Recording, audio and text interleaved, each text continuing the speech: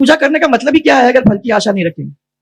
अब मुझे समझ में आ रही है कि आशा नहीं रखने का है, प्यार से काम करने का है, क्योंकि अगर प्यार है तो आप सबको संभाल सकते हो, और आप संभालोगे तो आपको नहीं तो आपके समाज को या किसी और को उसका फल मिलेगा, और उसका फल बहुत ही मीठा होता है। यही मजा है। मजा तो इस बात का है कि अगर हमने काम किया है जनता के लिए तो वो दिखना चाहिए जनता को, और वो आज ही दिखना नहीं चाहिए, वो आगे तक दिखना चाहिए। ऐसा काम होता है तो जनता खुश होती है, और जनता खुश होती है तो हम भी अपार खुश होते हैं। फिर आप लोग ये सोच रहे हैं कि मेरी रिफाइनरी कब होगी, रिफाइनरी कब होगी? 5 साल का चला है वो बीच का गैप, रिफाइनरी लग जाएगी, आप लोगों को उसका फायदा मिलेगा। मैं जब पहले बालोतरा में आती थी महाराज, तो मेरे को तो ऐसे ही सड़क और 2-4 मकान मिला करते थे, अब तो बड़ा शहर बन गया। जब मैं आई यहां तो मुझे ये बताया गया कि आपको भ्रमण करना पड़ेगा शहर के अंदर रथों में बैठकर। महाराज जी आगे आगे चलेंगे, हम सब पीछे पीछे चलेंगे उनके।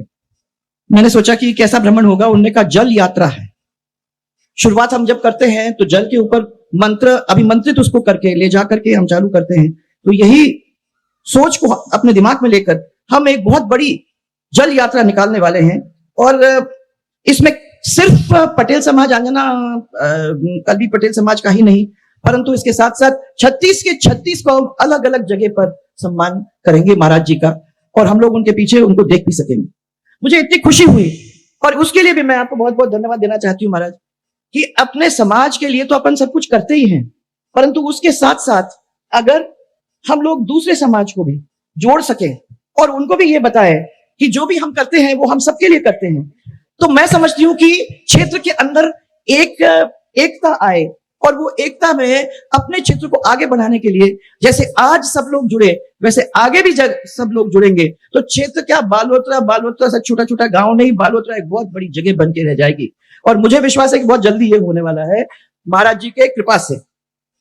इस स्थान के अंदर बहुत मान्यता है, इसलिए श्री श्री राजाराम महाराज जी के शिष्य बाद के देवाराम जी महाराज के साथ श्री श्री कृष्णाराम जी महाराज जब देवलोक पधार गए थे, तो हमारे गादीपति श्री दयाराम जी महाराज को जब चादर देने का अवसर आया था, तो उस समय हमारे प्रधानमंत्री गुजरात के तब तो नहीं थे, तब मुख्यमंत्री थे, तब वो पधारे थे।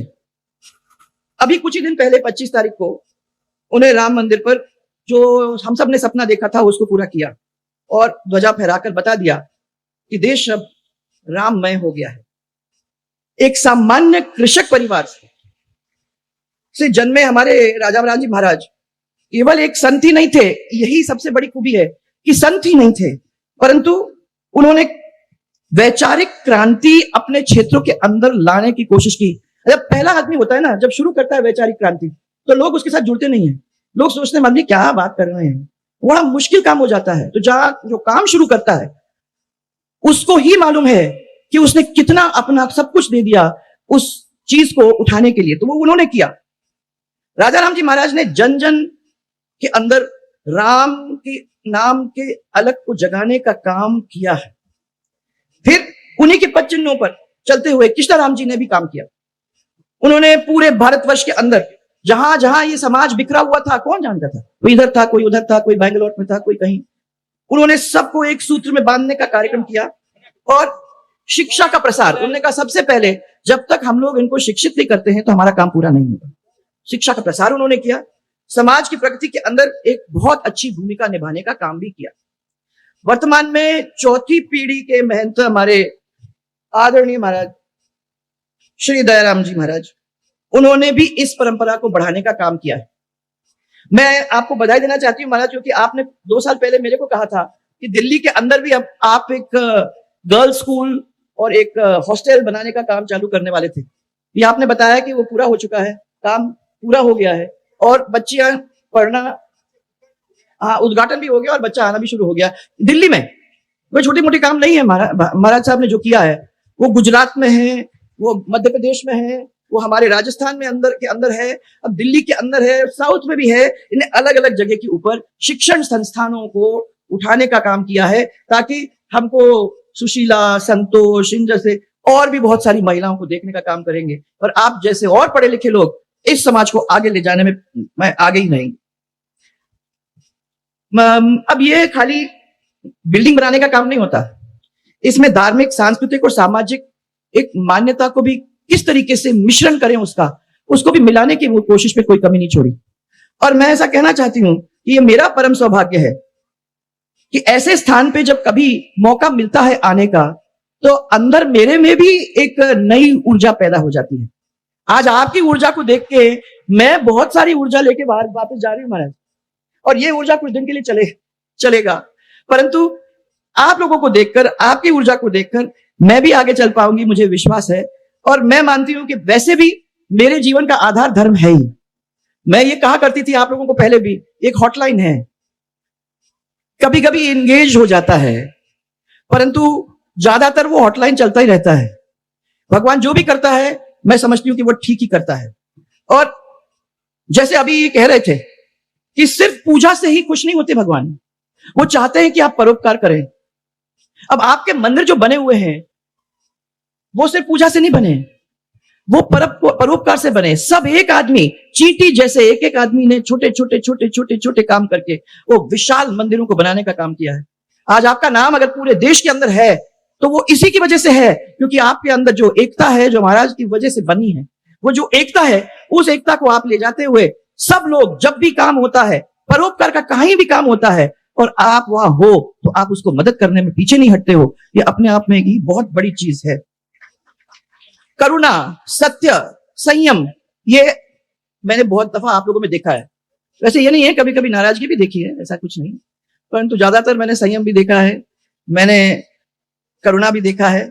और मैं ये मानती हूं कि कभी ईश्वर की प्राप्ति करना है तो जो पीड़ित लोग हैं उनकी सेवा अपने को करना जरूरी है। हम कभी कभी सोचते हैं कि हमने अच्छा काम किया है तो हमको उसका फल तुरंत ही मिल जाना चाहिए, पर मैं आपसे यही कहना चाहती हूं, निवेदन ही करना चाहूंगी कि फल की इच्छा मत रखो। मैं पहले जब जवान, थोड़ा 30 साल पहले की बात है, तब मैं जब भागवत पढ़ती थी तो मैं सोचती थी कि ये कहते थे कि फल की आप आशा मत रखना। मैं सोचती थी कि पूजा करने का मतलब ही क्या है अगर फल की आशा नहीं रखेंगे।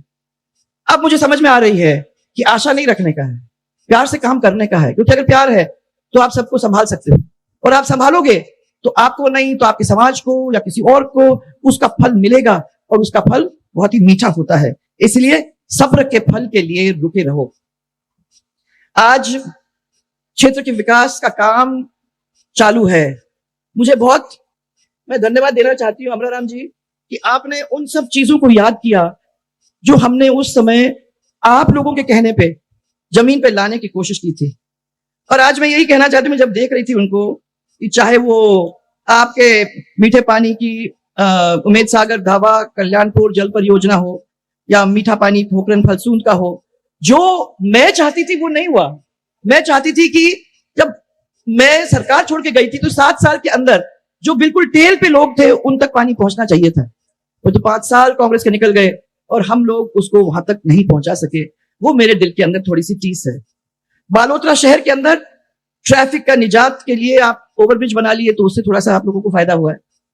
बालोतरा के अंदर 200 बेड का जो अस्पताल बना है उसका भी आपको फायदा मिला है। मंडली से कल्याणपुर सिवाना तक जो स्टेट हाईवे है वो उसका भी निर्माण हुआ, वो भी अच्छा है। और फालोदी से बालोतरा राम जी का गोल, वो मेगा हाईवे। अब इसके बारे में महाराज मैं आपको बताना चाहती हूँ, ये मेगा हाईवे बना महाराज 2003 और 2008 के बीच में। अब मैं इनसे पूछ लो आप महाराज, मैं उस रास्ते पे अभी चलती भी आ रही हूं।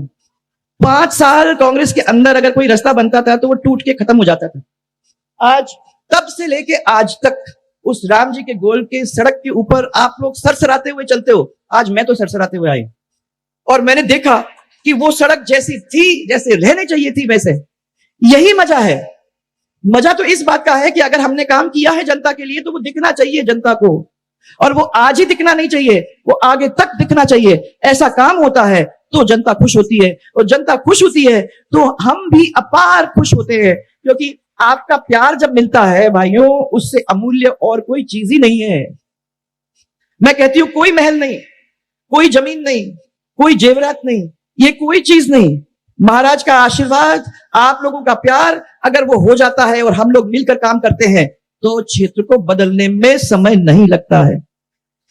तो इसीलिए मैं आपको ये कहना चाहती हूं। फिर आप लोग ये सोच रहे हैं मेरी रिफाइनरी कब होगी, रिफाइनरी कब होगी। 5 साल का चला है वो बीच का गैप, रिफाइनरी लग जाएगी, आप लोगों को उसका फायदा मिलेगा। मैं जब पहले बालोतरा में आती थी महाराज, तो मेरे को तो ऐसे ही सड़क और 2-4 मकान मिला करते थे। अब तो बड़ा शहर बन गया। क्यों भाई? बड़ा शहर बन गया अब तो आप लोग हमको कहोगे आओ, एक तो होटल भी बन गए महाराज। मैं रास्ते में होटल में रहती हूँ, मैंने कभी देखा ही नहीं ऐसा। इस समय ऐसे होटल तो मिले नहीं करा करते थे। अच्छे अच्छे होटल बन गए, अच्छे अच्छे खाने की जगह बन गई, अच्छी अच्छी सड़क बनी हुई है, अच्छे अच्छे दुकान खड़े हो गए हैं। बालोतरा एक बड़ी जगह बन गई है। और मैं आदर के साथ आपके चरणों में सिर्फ इतना ही कहना चाहूंगी महाराज कि आज के इस प्राण प्रतिष्ठा के अंदर जो मेरे को बुलाया आपने, जो मेरे को आपने लगातार आशीर्वाद दिया, जो ये संत महात्माओं सबका आशीर्वाद मुझे मिला है, और सबसे बड़ी बात महाराज, जो ये यहाँ बैठे हुए और यहाँ बैठी हुई माताएं, बहनें और भाइयों और सब लोगों ने जितना गले से लगाकर आज प्रेम दिया है, मैं तो उसको बहुत दिनों तक भूल नहीं सकूंगी। ये अमराराम मुझे कहते हैं कि आपने थोड़ा सा टाइम निकाल के दिया, ऐसा प्यार मिलेगा ना अमराराम जी, तो बार बार आती रहूंगी, मुझे आप बताने की जरूरत ही नहीं है। इस सबको मेरा बहुत सारा प्यार और मेरा बहुत बहुत आपको धन्यवाद।